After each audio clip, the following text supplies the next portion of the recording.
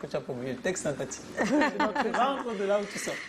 Quand on vient d'Abidjan, on peut tout oublier. Never, bro. On reçoit notre invité avec le concours des auteurs qui rédige Miller, Donald et Collins, qui écrit pour Fotso, Joseph Fotso, son nom de producteur, qui a son tour un producteur qui s'appelle Monsieur le sénateur Emmanuel Chachoué, tu as pas eu les nouvelles, ça qui est également produit parce qu'on appelle nommément le producteur du producteur du producteur, c'est la hiérarchie suprême. Elle est présidente des Canal d'Or, elle s'appelle Madame Colette Chachoué. Nous sommes lundi. Lundi, c'est lundi. Bon lundi, madame. Bon lundi. Maman Mokonde. Yes. La femme du sénateur, c'est une sénatrice. Non, la femme du sénateur, c'est la femme du sénateur. On reçoit notre copain, notre pote, on reçoit Kopo.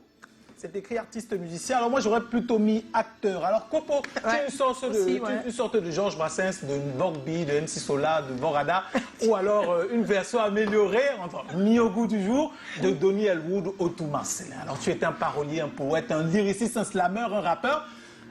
Plus grossièrement, tu es un acteur du grand écart parce que tu as vraiment fait du cinéma. Tu as fait du cinéma dans La Déchireuse de Alphonse Béni, du cinéma dans Confidence. Tu as fait du cinéma du grand écran, du cinéma du petit écran, si on peut dire un peu de comédie. Tu étais sur Jokes for Fun, tu étais avec Vincent Doubet, tu étais également sur la Cité Campus. Tu vois, lui? Oui, Vincent Doubet surtout. Et tu es également un acteur dans le sens de ton apport et de ton influence dans le domaine musical. Bon, avant le domaine musical, il faut quand même dire que tu es passé par la case média, il ne faut pas l'oublier. Tu as quand même animé chez Kopo sur Kalak FM, avant justement, puis avant qu'on ne te présente sur la casquette que tout le monde connaît le plus, c'est-à-dire l'artiste. Hein. Oui, l'un des artistes, l'un des tout premiers, si on peut dire ça comme ça, à être grandement et sur le plan national populaire en mélangeant anglais, français, pidgin, en faisant, on va dire, l'éloge du camp franglais, la véritable richesse artistique du Cameroun, hein, qui mélange toutes ces langues locales avec les langues, entre parenthèses, importées. Alors, Kopo, tu as flirté quand tu voulais, avec Big Bassi sur ton album, avec le Macas quand c'était possible, traîner des fois avec les légendes comme Manu Dibango, que son âme repose en paix.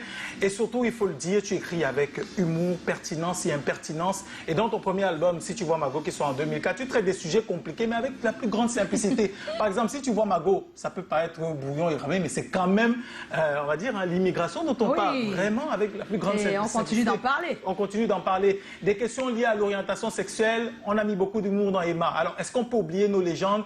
Le son avec Emma, là, voilà. c'est actuel. Hein. Voilà, très actuel. Et le son avec Marc Bijan, il ne faut pas qu'on oublie nos monuments. Et il faut quand même dire que Charlotte Dipanda, pour lesquels quelqu'un disait après que Ago Mariou, c'est quand même Kopo qui fait partie des artistes qui sont les premiers à avoir fait des featuring avec elle. Entre-temps, donc, il y a eu Si tu vois Mago, il y a eu Chromologie, et il y a surtout le dernier album en date, Ebotan, sur lequel tu restes exactement tel que tu étais, c'est-à-dire attaché à des valeurs qui te sont propres, hein, mêler l'amour que tu as du hip-hop aux réalités camerounaises, et puis t'ouvrir davantage aux sonorités traditionnelles. C'est toujours un plaisir, Monsieur Minko. Bienvenue. Eh oui, Kopo est notre invité ce soir. Il nous rejoint ici dans un